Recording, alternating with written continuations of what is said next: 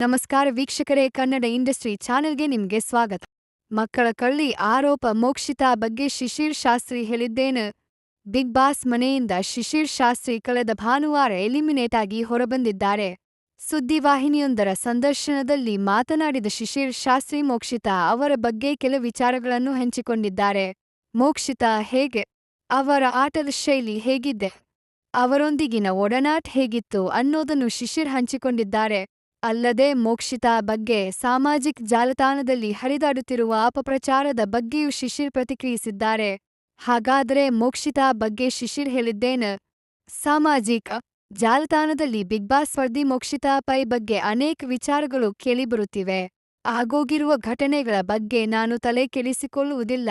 ಅವರ ಜೀವನದಲ್ಲಿ ಕೆಲ ಘಟನೆಗಳು ನಡೆದಿರಬಹುದು. ಅದನ್ನು ಇಟ್ಕೊಂಡು ಒಬ್ಬ ವ್ಯಕ್ತಿಯನ್ನು ಮುಂದಿನ ದಿನಗಳಲ್ಲಿ ಜಡ್ಜ್ ಮಾಡೋದು ತಪ್ಪಾಗುತ್ತದೆ. ನನಗೆ ಮನೆಯಲ್ಲಿ ಇರುವಾಗ ಈ ವಿಚಾರ ಗೊತ್ತಿರಲಿಲ್ಲ. ಹೊರಗಡೆ ಬಂದ ಮೇಲೆ ನನಗೆ ಮೋಕ್ಷಿತಾ ವಿಚಾರ ಅಷ್ಟೊಂದು ದೊಡ್ಡ ವಿಚಾರ ಅನಿಸಲಿಲ್ಲ ಎಂದಿದ್ದಾರೆ ಶಿಶಿರ್. ಮೋಕ್ಷಿತಾ ಏನು ಎಂದು ನಾನು 80 ದಿನಗಳವರೆಗೂ ಇದ್ದು ನೋಡಿದ್ದೇನೆ. ಮೋಕ್ಷಿತಾ ಅವರನ್ನು ಈ ಹಿಂದೆ ನಡೆದ ಘಟನೆಯಿಂದ ಜಡ್ಜ್ ಮಾಡೋದು ತಪ್ಪಾಗುತ್ತದೆ.